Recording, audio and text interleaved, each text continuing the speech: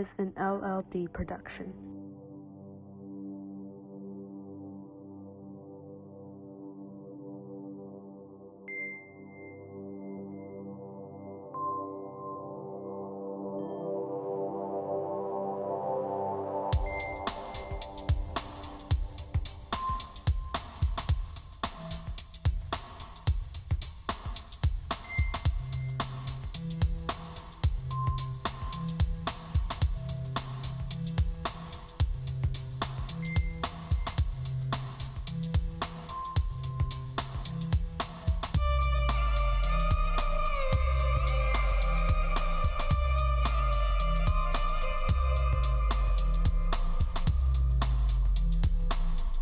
Welcome to this episode of Oli's Opinions, the new podcast in which we take a better look into the world we love, learn new things, and debate the toughest issues the world has in store.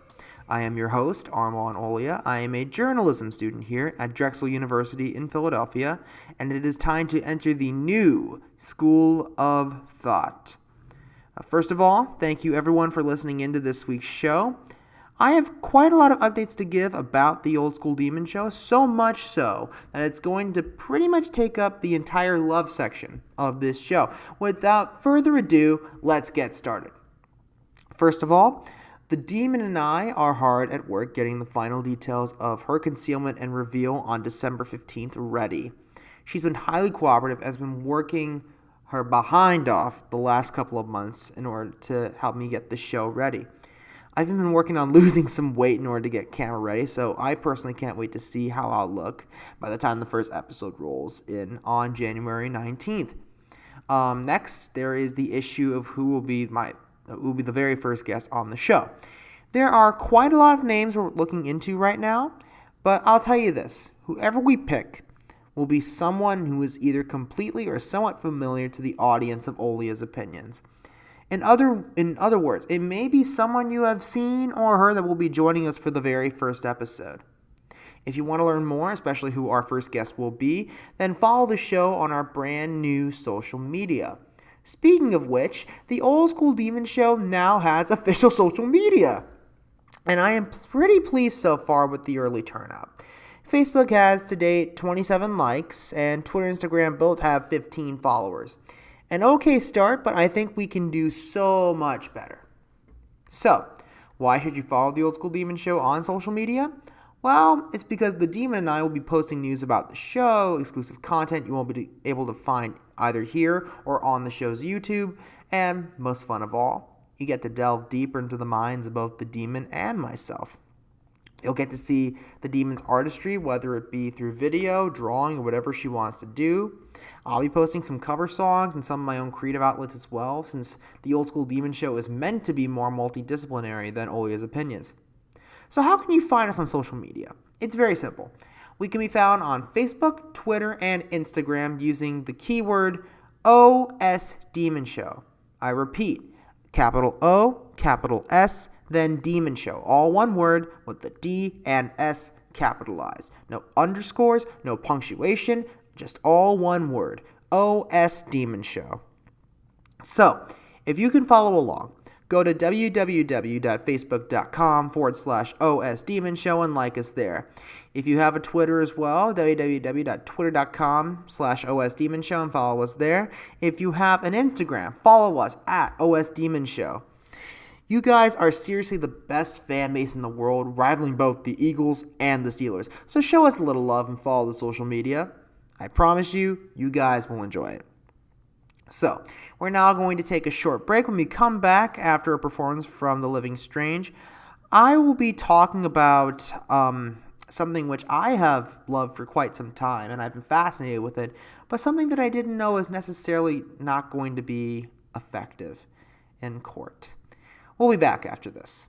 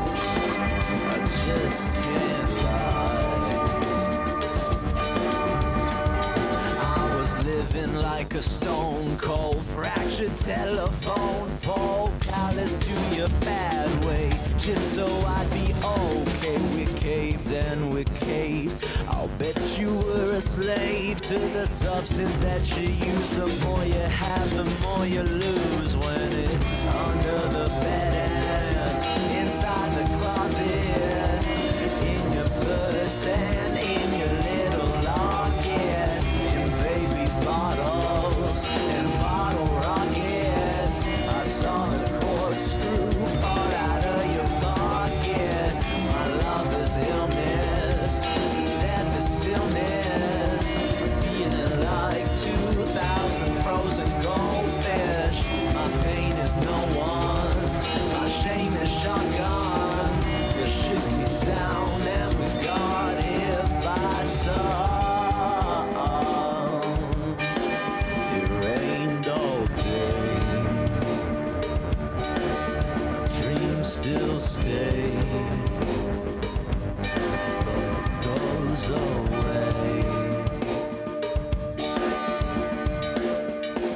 It's constant worry, feeling so hurried to figure out my life before the fury. I hope you're better and I forget her, but the person who you were really got her.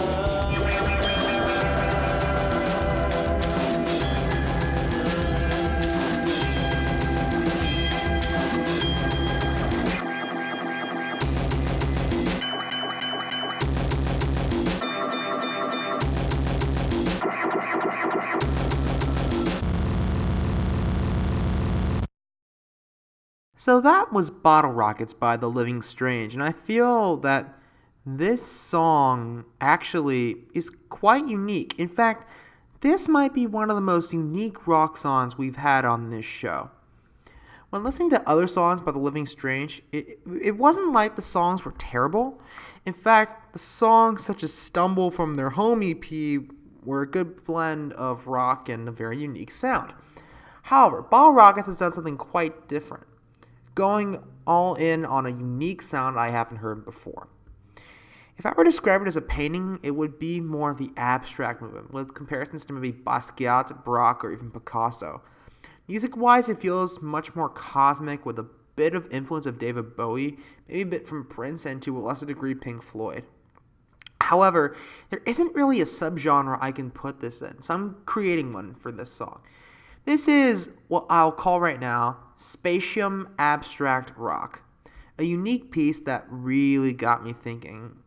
All I can say is, well done.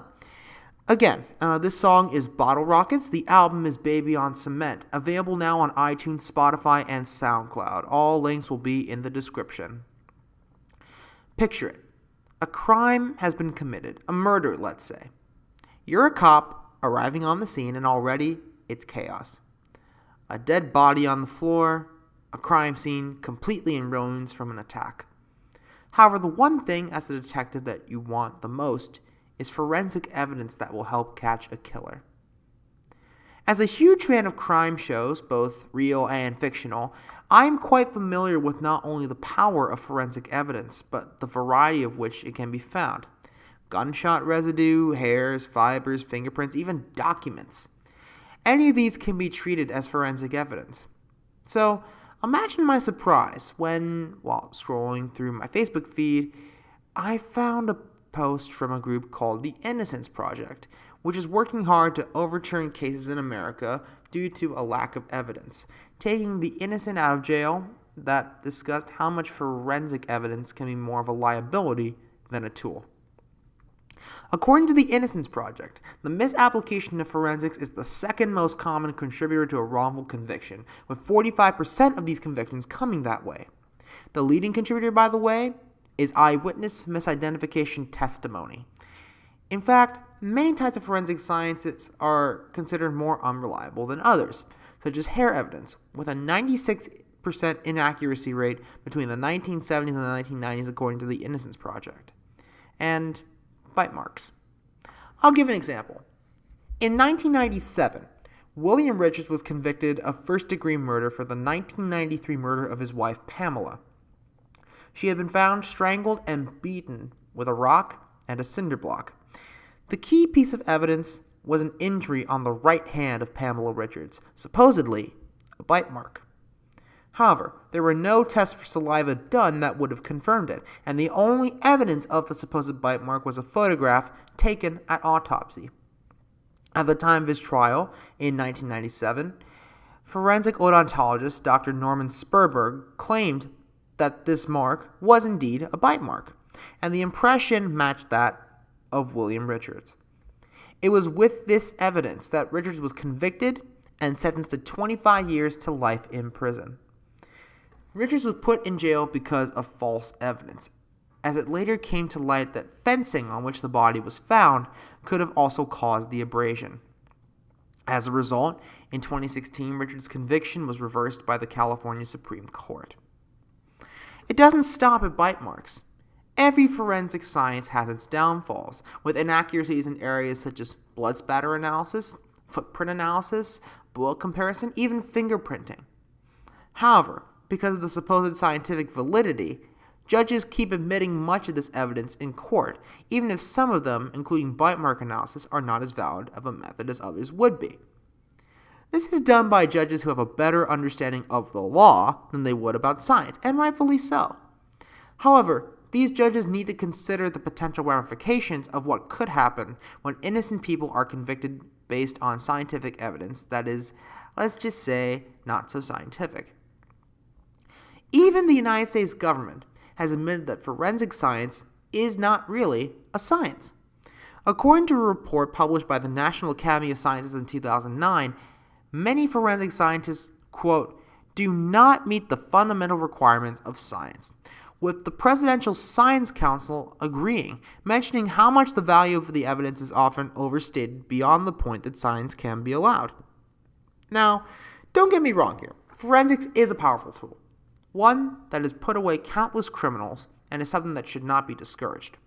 And in fact, the techniques that are being developed in forensic tests such as DNA analysis and determining a time of death are actually quite impressive, and it's one of the reasons why I enjoy watching shows such as Forensic Files. Real-life whodunits that always end in either catching the bad guy or exonerating the innocent. However, we must be aware of the consequences, because if someone innocent ends up going to prison because of invalid evidence, it is just as bad a prison sentence for them as it is for us. What do you guys think? Do you agree or disagree? If so, please put a comment on www.loveleterdebate.com, go to the Learn tab, and you'll find the article there. We're going to take a break and now, play a song by Star of the Moonlight. After this, I'm going to be talking about a sad state of affairs on the Mexican border.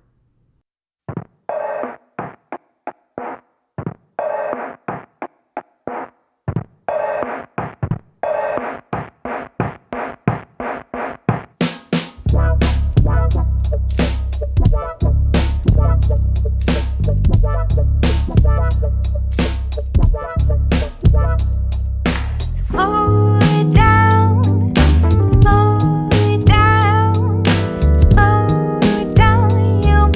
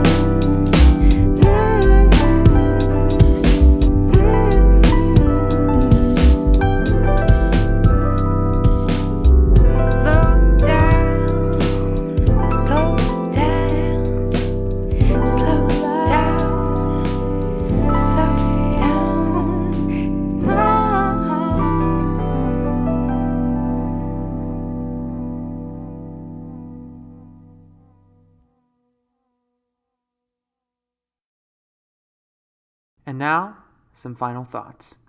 A debate to start at the end of this program. On December 7th, 1941, the Japanese military launched a successful attack on the United States at their naval base in Pearl Harbor, Hawaii. The attack killed almost 2,500, which, at the time, was the worst attack on U.S. soil. The next day, President Franklin Delano Roosevelt officially declared war on Japan, bringing the United States into the Second World War. Everyone, or should I say most people, have heard about this. What many Americans may not have heard about is what happened afterwards, especially to American citizens of Japanese and Asian descent. In the period between February 19, 1942 and March 20, 1946, Japanese Americans and Americans of Asian descent were imprisoned by their own government due to an attack that they had nothing to do with, but rather the result of a strategic move by the Japanese and an intense anger and nationalism on the part of their fellow countrymen. Negative stereotypes were reinforced with the treating of approximately 120,000 Americans as second- and third-class citizens, all due to their ancestry. There are many, however, who have not only heard about it, but still remember. The moment that we, as a country, sunk the lowest, under one of the greatest presidents who ever served the country. After 1946, this part of history went silent, undiscussed. A moment in time that we hoped, as Americans, would never be repeated. Unfortunately, we have now reached that time. In April 2018, the Trump administration family separation policy, also known as the zero tolerance policy, was put into effect, detaining both adults and children who had crossed the border illegally. However, many of those children were not there illegally and were, in fact, born in the United States. In effect, America was policing children who had done absolutely nothing wrong. And if you thought it couldn't get any worse, it actually did. Children were separated from their families while the adults were prosecuted, in effect splitting up families and creating even greater problems. This would have gone unnoticed until an audio tape of one of these camps surfaced and the inhumane conditions arose. Children crying out for their parents, security guards showing very little sympathy to the children in these situations, with one guard even saying, in response to these children crying out for their parents, "We have an orchestra here. All we need is a conductor." Within 48 hours, pressure on the Trump administration increased, with many key members of the Trump administration, such as Press Secretary Sarah Huckabee Sanders, Department of Homeland Security Secretary Christian Nielsen, Senior Advisor Stephen Miller, First Lady Melania Trump, and most notably President Trump himself feeling the pressure, as they kept making mistake after mistake, with Nielsen trying to explain an emotional issue rationally, Melania Trump wearing a jacket to visit the site with the words, "I really don't care, do you?" inscribed on her back. And President Trump not only lying by saying only Congress could fix the situation, but even said that changing the policy and allowing families to reunite would be a weak thing to do. The general consensus of the public was comparing the Trump administration and the Republican Party in general to the Nazi Party and the detainment camps to the concentration camps. However, I disagree. Trump and the right are not Nazis, because there are many Republicans, such as El Paso, Texas Mayor Dee Margo and Arizona Senator John McCain, who have been working around the clock to make sure that families are reunited and comforted, and as such, they should be acknowledged and thanked for their actions. However, what the Trump administration has done, and what the majority of the Republican Party has allowed, is unethical, immoral, and absolutely despicable. Apparently, America still hasn't learned its lesson from 70 years ago, when they put Asian Americans, Italian Americans, and German Americans in internment camps just because we were at war with their countries. The people in those camps, much like the children who have been separated from their families, were innocent. They had nothing to do with the bigger conflict of internal racism within the United States. While the adults may have broken the law, in many cases the law is not black and white. There are areas of gray that force people to cross the border illegally, because by legal means they do not have the resources. However, that does not mean the children should be punished. Some are American citizens legally. In fact, there should be more effort done to help illegal immigrants transition to being legal. And by the way, showing compassion and sympathy is not weakness, despite what Trump might say. The chance also that an illegal immigrant is a criminal is actually quite minimum, in comparison to all the legal immigrants or descendants of legal immigrants who have ended up committing crimes in America, such as Timothy McVeigh, Dylan Roof, and Dzhokhar Tsarnaev. The law is never purely black and white. Nothing ever is. Drunk driving, illegal firearms purchase, and theft are crimes, yes, and so is crossing the border illegally. However, do you know what separates illegally crossing the border from the other crimes? Two things. First, with the others, you have a choice. For many people, though, they have no other choice or way to turn than to cross the border illegally. Second, despite what many people may think, more people have died in this country at the hands of legal immigrants rather than illegal immigrants. Kids that age should not have to suffer the consequences, and that's clear. Laws can be amended. Exceptions have been made in the past. America has made a promise not only to its citizens, but citizens of the world. On the Statue of Liberty, there is a poem, The New Colossus. This is what it says. "Give me your tired, your poor, your huddled masses yearning to breathe free, the wretched refuse of your teeming shore. Send these, the homeless, tempest-tossed to me.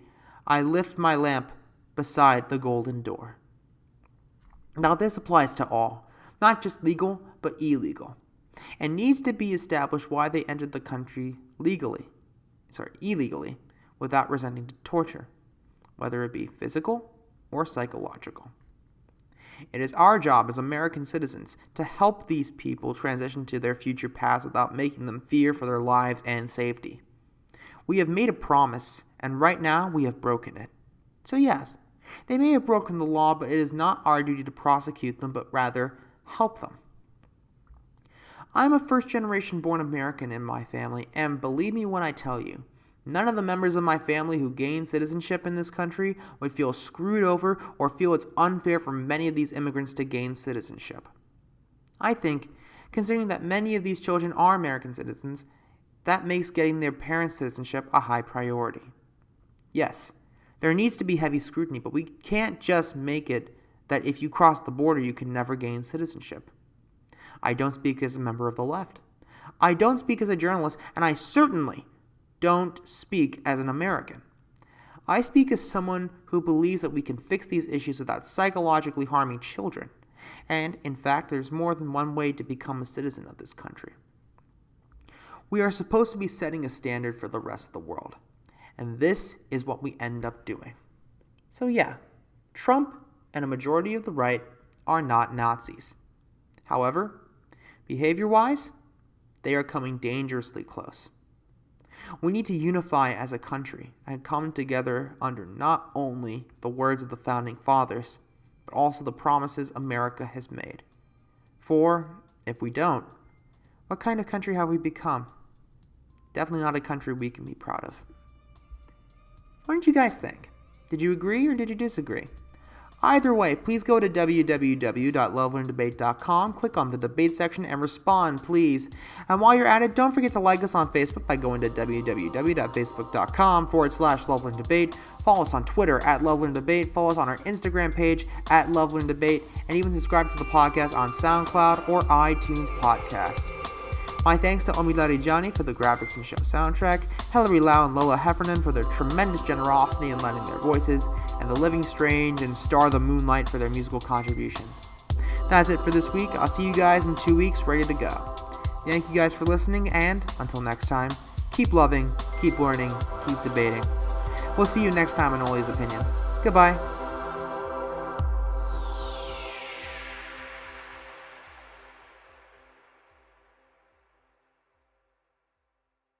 This has been an LLD production, recorded in Philadelphia, Pennsylvania.